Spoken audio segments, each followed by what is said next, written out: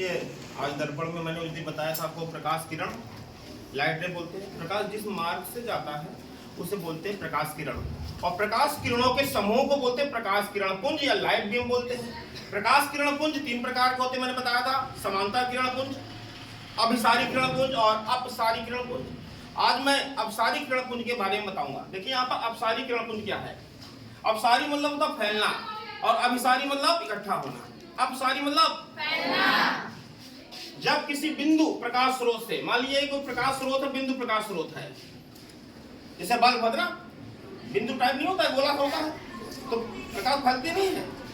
तो ये बिंदु प्रकाश स्रोत है, यहां से किरणें देखिए फैल रही है, फैल रही है कि नहीं, देखो ये किरणें क्या हो रही है, फैल रही है।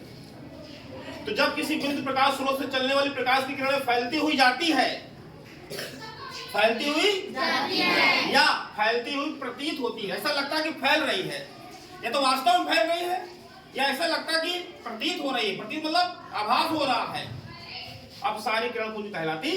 ये क्या है, अपसारी किरण पुंज। ये अपसारी किरण पुंज है।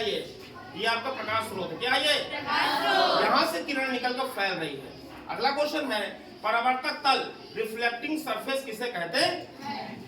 परावर्तक तल क्या है, देखिए जैसे गेंद ले लो, गेंद को अभी इसमें मारो तो गेंद टकरा कर वापस आएगी, नहीं वापस आएगी। तो जिस तल से कोई भी चीज टकरा कर वापस आ जाए उसे बोलते हैं परावर्तक तल। वह तल जिससे कोई वस्तु टकरा कर वापस उसी माध्यम में आ जाती है, टकराया और वापस उसी माध्यम में आ गया, तो जहां से वस्तु चलती है परावर्तक तल कहलाती है। कोई दिक्कत है, वह तल जिससे कोई वस्तु टकराकर वापस उसी माध्यम में आ जाती है, जहां से वस्तु चलती है परावर्तक तल कहलाती है। कोई दिक्कत।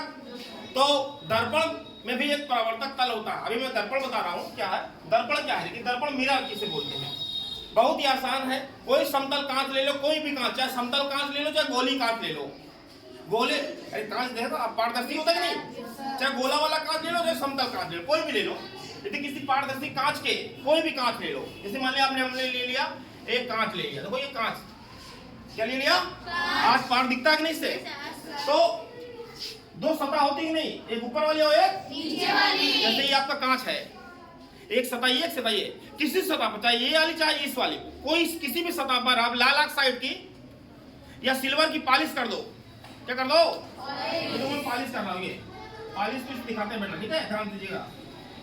ये पॉलिश कर दिया तो ये दर्पण बन गया। क्या बन गया, दर्पण। अब प्रकाश यदि ऊपर से गिरेगा तो उधर आएगा क्या, क्योंकि क्या पॉलिश है, पॉलिश है नहीं, ये पॉलिश की हुई सतह, ये क्या है, पॉलिश की हुई सतह है ये।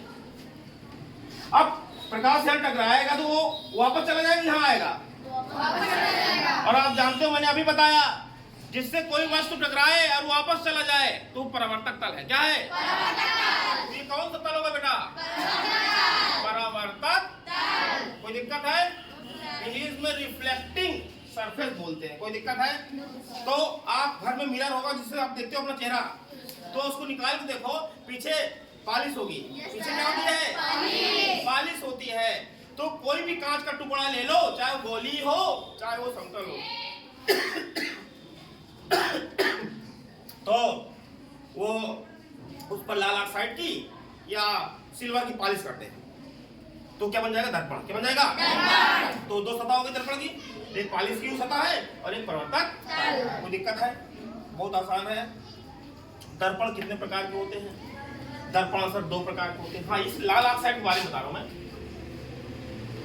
आपने घर में देखा होगा प्राइमर, जो लोहे पर लगाते हैं, लाल रंग का होता है ना, वही है लाल ऑक्साइड। क्या है, जो प्राइमर होता है उसमें आप डिब्बा उठा देखो, उसमें इंग्लिश में लिखा होता है रेड ऑक्साइड, रेड ऑक्साइड मतलब लाल ऑक्साइड, उसमें लिखा होता है, देखिएगा प्राइमर में। हाँ, दर्पण 2 प्रकार के होते हैं। एक समतल दर्पण, यदि कांच प्लेन है, कांच क्या है, प्लेन, तो क्या बनेगा, समतल दर्पण, प्लेन मिरर हो जाएगा।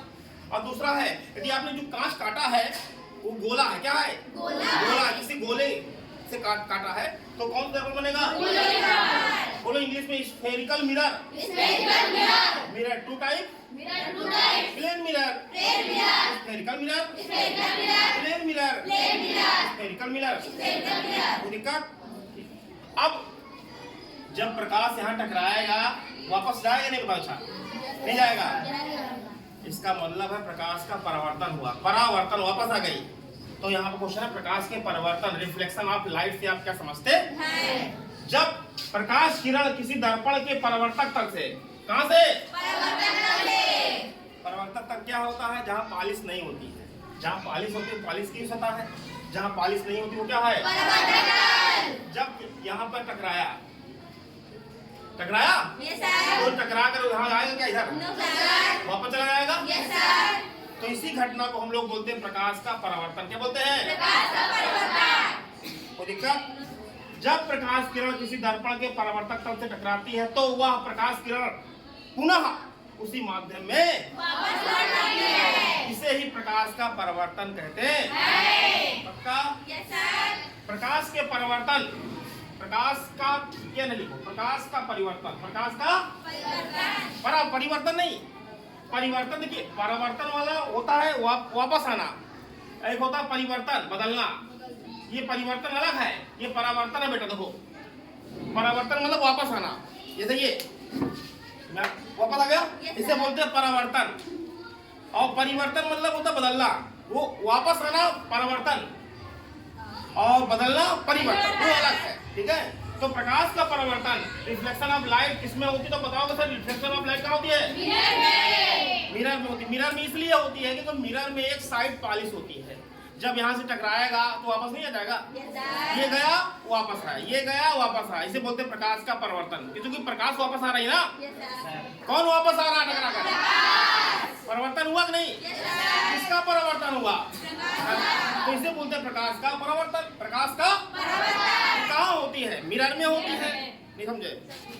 पक्का याद आएगा? ठीक। नया साल मुबारक हो आप लोग को। Happy new year.